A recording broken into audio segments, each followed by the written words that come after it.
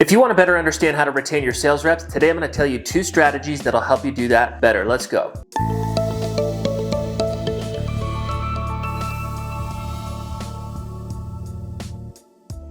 Hey guys, it's Ryan Holman, founder of Sales Recruiting University, back with another weekly video. SRU, Sales Recruiting University, is a 46-person sales recruiting service and coaching company. We recruit well over 1,000 commission-based sales reps every single month and growing, and help clients with things like compensation, onboarding, management, culture, and more. And today we're going to talk about rep retention. Ultimately, when you're building a sales team, there's 2 things that we're trying to do, right? We're trying to recruit reps, the right reps into the organization. For us, our recruiting process is advertisement, screening and scheduling, group interviews, and final interviews. And that's how we pump the reps into the organization, either for ourselves or our clients. And the second thing that we're trying to do is we're trying to retain. And at a high level, we're thinking about compensation, training, and management to actually retain people, resulting into sales production. But we're trying to accomplish 2 things: recruiting and retention. For some context, our company, Sales Recruiting University, which again is a 46-person company today and growing, we've had less than 5 people quit in 5 years. I think the number is either 3 or 4. Now, a lot goes into that, obviously, right? There's the quality of your recruiting process, your leadership, your sales systems, your onboarding processes, your training, the way that you do your one-on-one team meetings, your sales team meetings, your sales coaching, what your culture's like, what your incentives are like, right? It can get kind of complex to get to the point where you're like 10 out of 10 operating at the highest level to retain the most amount of reps that you can. And all those things can be a little bit overwhelming. It's important to know that it's not an overnight thing to fix all those things and to be operating at like a 10 out of 10 level, which, by the way, you never are, because you're always going to be improving. But those topics are in reality what retain people, resulting into sales production. Now, if those topics overwhelm you, which is kind of the purpose of this video, I want you to focus on 2 things. And ultimately, these 2 things are what have put us in a place to have less than 5 people quit. Now, we've obviously fired a lot more than that, but we've had 3 or 4 people quit in 5 years, which is really incredible. And those 2 topics that we put a heavy focus on is job experience and income. We know that if we can provide the best job experience that this person has ever had in their work history, and then on top of that, put them in a place to make more money than they've ever had historically, those 2 things will naturally make them never want to leave this organization. And those have been the 2 things that we focused on. And the purpose of this video is for you to start focusing on those 2 things yourself. Now, you may hear about job experience and income opportunity, and you go, man, our job experience is horrible. Well, if that's the case, or if it's not a 10 out of 10 level like you think it should be, then it just needs to be something that you want to focus on. But it should be a goal. It should be the North Star. From an income perspective, maybe your opportunity doesn't allow for you to put people in a place where they make more money than they've ever had. But in a sales role, in a commission-based sales environment, if you recruit a rep that hypothetically made 50 and you put them in a place to make 75, or if they made 75 today and you put them in a place to make 125 to 150, you ultimately increase their income by 25, 50, 100%. And on top of that, you provide a good job experience, they ain't leaving. And what's really cool is when you start to focus on those 2 things and you're confident in those, and you can actually communicate those in your recruiting process and also in your retention process within your current reps, man, it's an amazing thing. When we bring on new clients, we build out our recruiting process, which consists of advertisements, screening and scheduling, group interviews, and final interviews. And within that group interview process specifically, it's an 8-step script. And within that 8-step script, starting in step 2, which is talking about company culture, our clients start to communicate 2 high-level things: that candidates in this group presentation that align with ABC values, whatever the company's values and culture is like, for candidates that align with those values, they're going to experience 2 things. We're going to put them in a place to have the best job experience that they've ever had, and then also be in a place where they can make the most money they've ever had. We know that if we can put some of you in a situation to accomplish those 2 things, you're going to want to work with us long term. And you also deserve it if you're committing your long-term career to an organization like ours. And those claims